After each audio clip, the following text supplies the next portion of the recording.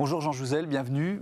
Merci d'avoir accepté notre invitation. J'aurais pu rajouter beaucoup d'autres titres et notamment rappeler 2007, ce prix Nobel obtenu par le GIEC. Vous y étiez avec d'autres scientifiques et avec Al Gore, l'ancien vice-président américain. Si on jette un coup d'œil dans le rétroviseur pour commencer, ça fait donc 14-15 ans, vous diriez quoi? Il a servi à quelque chose, ce Nobel, quand même? Oui, bonjour Thomas Hugues, bonjour à tous et à toutes. Oui, je crois que le Nobel a servi à quelque chose pour donner de la visibilité à ce problème climatique, pour donner de la crédibilité au GIEC, dont j'étais à l'époque vice-président du groupe scientifique, ce que j'étais jusqu'en 2015. Et c'est important, effectivement, ce message des scientifiques. Et ce qu'il faut bien comprendre, c'est qu'il y a quand même une certaine prise de conscience des décideurs politiques par rapport au message du GIEC. Quand on regarde l'accord de Paris, il s'appuie sur le 5e rapport du GIEC, et donc ces rapports du GIEC sont extrêmement importants. Le problème, nous y viendrons, et c'est tout le problème de Glasgow, c'est le fossé qu'il y a entre les objectifs affichés par nos gouvernants à l'échelle planétaire et la réalité. Oui, alors effectivement, Glasgow, ça démarre là, hein, ce 1er novembre, ça doit durer une douzaine de jours. Les États-Unis sont revenus dans l'accord de Paris, même si certains États comme la Californie, finalement, n'avaient pas suivi la sécession de Donald Trump.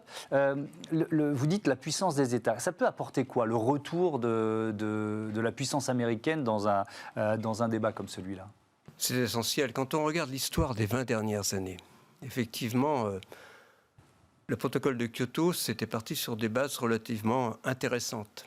En 1997, l'échec, c'est en partie et en large partie lié au fait que George Bush, en 2000, ne ratifie pas le protocole de Kyoto. Les États-Unis ne s'y engagent pas.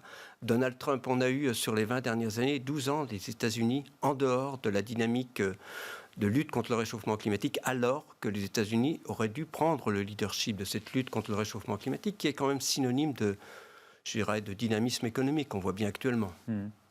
Donc ça, c'est un élément important. Est-ce que ça veut dire que, à contrario, l'Europe peut prendre ce leadership pour vous? Disons, le leadership, il est entre trois pays, entre trois blocs. Enfin, oui. Disons la Chine. La Chine annonce neutralité carbone en 2060 et les États-Unis ne peuvent pas ne pas annoncer neutralité carbone. C'est ce qu'a fait Joe Biden. Tout simplement pour des raisons purement économiques, avant tout économiques. Oui. Et l'Europe aussi, bien sûr, s'aligne sur cette neutralité carbone en 2050. Peut-être l'Inde viendra-t-elle, disons, troubler le jeu, mais on voit bien ce vers quoi nous allons à échéance de quelques décennies. Europe, Chine, États-Unis.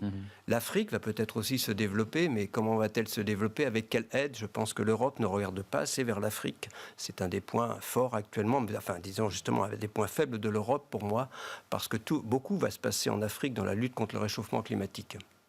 Depuis la COP 25, donc c'est un rendez-vous annuel. Hein. Ouais. Nous, on parle beaucoup de la COP 21 en France, mais tous les ans, il y a ce rendez-vous. Mais cette COP 26, elle est peut-être d'autant plus importante qu'il y a eu la publication, c'était le 9 août dernier, d'un nouveau rapport du GIEC qui fait le constat de quoi? D'une accélération finalement des dérèglements climatiques qui est dans la continuité de ce que vous disiez et de ce que vous dites depuis des années? Oui, il y a une accélération, mais cette accélération était anticipée. C'est bien ça qu'il faut voir. Donc il ne faut pas... Disons, le climat que nous vivons aujourd'hui est vraiment ce que les rapports du GIEC successifs ont anticipé.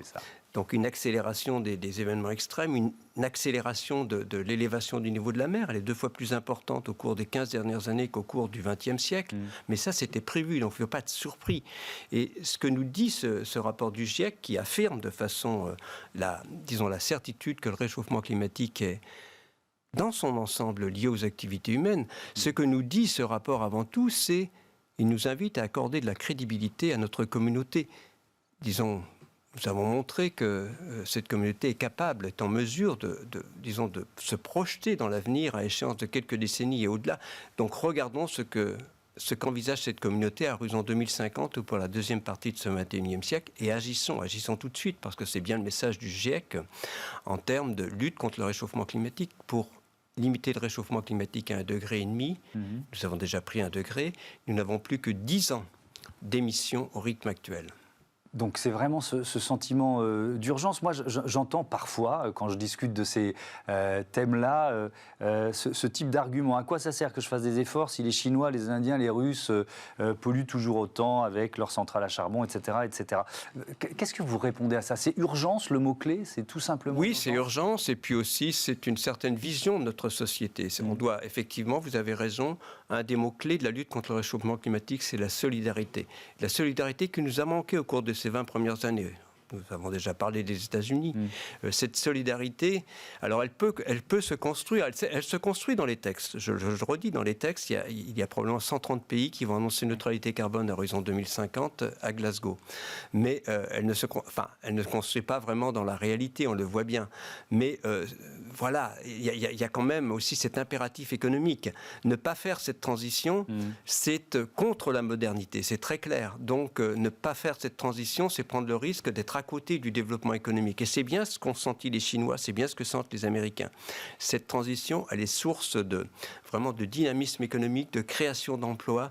On ne peut pas ne pas la faire. Les jeunes d'aujourd'hui n'accepteront pas d'aller vers un monde à plus 3, plus 4, plus 5 degrés peut-être si rien n'était fait. Donc c'est bien ça qu'il faut comprendre. On n'a pas le choix. Il faut faire cette transition le plus rapidement possible, c'est très clair. Et cette transition est attractif pour les jeunes. Il faut surtout, disons, elle est vraiment source d'innovation, de recherche.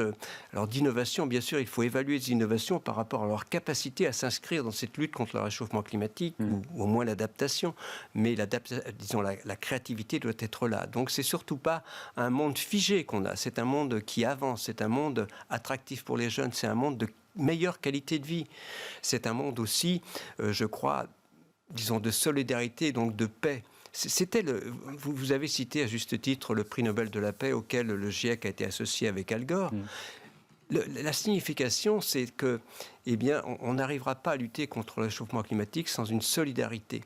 Et donc, c'est aussi un message de paix d'une certaine façon. C'est bien pour ça d'ailleurs qu'on a eu, disons que le GIEC a été, c'est un prix Nobel de la paix qui a été décerné. Mais à l'inverse, si nous ne prenons pas la mesure du réchauffement climatique, je dis très souvent qu'on ne peut pas imaginer un développement harmonieux de nos civilisations sans lutte contre le réchauffement climatique. Parce que aussi, ça se décline en termes de perte de biodiversité, de pollution, de problèmes de santé et d'environnement, disons d'insécurité alimentaire dans certains pays, disons d'insécurité aussi. Donc quand on regarde, et puis de victimes avec tous ces événements climatiques extrêmes de plus en plus fréquents. Donc il faut voir les choses en face. Nous n'avons pas le choix. Nous ne pouvons pas aller vers ce monde chaotique qui serait celui que nous connaîtrions si rien n'était fait pour lutter contre le réchauffement climatique. Oui, et vous prenez, on est sur une chaîne économique, donc vous prenez cet argument économique qui est majeur quand on s'adresse à des chefs d'entreprise ou à des cadres dirigeants de grands groupes. Ça veut dire quoi? Ça veut dire qu'on voit beaucoup, moi, dans cette émission,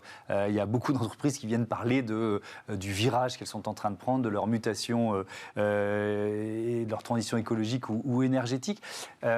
Il faut accélérer au risque de bousculer le modèle économique. Quel message vous faites passer là-dessus ? Oui, il faut certainement accélérer la transition par rapport... nous y prenons un peu trop tard par rapport à 2050. Il faut faire le maximum et accélérer. Et il y a des moyens d'accélérer, évidemment. Développer le renouvelable, on peut discuter. Il y a un débat en France. On a vu les scénarios de RTE hier. Il y a un débat entre la part du nucléaire, la part des renouvelables. Mais ce qui est certain, c'est qu'à l'échelle planétaire, ce sont les renouvelables qui prendront, disons, une large place dans cette transition, ou cette transition ne sera pas. Oui. C'est bien ça qu'il faut voir. Mais pardon de vous interrompre, mais si on prend l'exemple de Total, qui s'est rebaptisé Total Énergie, est-ce qu'ils peuvent changer à ce point leur modèle sans se mettre en danger? Vous voyez ce que je veux dire? Oui, bon voilà, d'abord il y a ce débat dans lequel d'ailleurs je suis impliqué de Total qui dit qu'il ne savait pas, alors que Total savait. Oui. C'est très clair, soyons clairs. Total savait dès dans les années 80 que le réchauffement climatique serait là si nous continuions à émettre des gaz à effet de serre. C'est très clair. Donc je dis et je le redis, puisque on a utilisé une vidéo pour essayer, disons, de mettre en doute l'article de Christophe Bonneuil et de ses collaborateurs. Ce n'est pas le cas. Total savait, c'est très clair. Et Total sait Total a des plans qui ne sont pas assez ambitieux, je le dis franchement. J'en ai d'ailleurs discuté directement avec Patrick Pouyanné. C'est clair que Patrick Pouyanné reconnaît tout à fait l'urgence d'une certaine façon, mais cette urgence n'est pas la nôtre. Cette urgence, c'est une urgence très lente. Donc, il faudrait agir beaucoup plus rapidement. Je comprends le modèle économique, mais je crois aussi qu'il y a... Prenons un exemple clair pour Total. Prenons-le. On sait d'ores et déjà qu'il faudrait laisser plus de 80% des combustibles fossiles facilement accessibles, déjà répertoriés, là où ils sont, pour avoir des chances de rester autour d'1,5 degré ou même de 2 degrés pour 80%. À quoi sert-il ? À quoi cela sert-il de continuer l'exploration ? Même Fatih Birol, le patron de l'Agence internationale de l'énergie, c'est quand même l'énergie des combustibles fossiles, hein, c'est l'agence du secteur fossile, invite, disons, le secteur fossile à ne plus faire d'exploration. Il redit que les émissions vont continuer à augmenter, ce que dit aussi Antonio Guterres au niveau des Nations Unies, quand même. Alors que le message de notre communauté scientifique est très clair. Il faudrait, pour 1,5 degré, diminuer nos émissions de 7% chaque année. Donc on voit bien, on est en train de creuser ce fossé entre les mots, les objectifs affichés et la réalité. Et cela, eh bien, c'est aux dépens des jeunes d'aujourd'hui. Et c'est d'ailleurs l'intérêt que, disons, cette discussion que nous avons avec Baptiste Denis dans cet ouvrage, c'est vraiment intergénérationnel. Vous voyez notre égoïsme, Thomas, quand même. Notre génération, c'est égoïste. Non seulement on demande aux jeunes d'aujourd'hui à s'adapter à un climat auquel il risque d'être difficile de s'adapter. On leur demande aussi de pomper, dans quelques années, le CO2 que nous mettons aujourd'hui dans l'atmosphère. Quel égoïsme. Donc c'est ça qu'il faut comprendre et ça ne peut pas continuer. Et on va justement en parler tout de suite avec Baptiste Denis, le co-auteur de ce livre Climat, parlons vrai.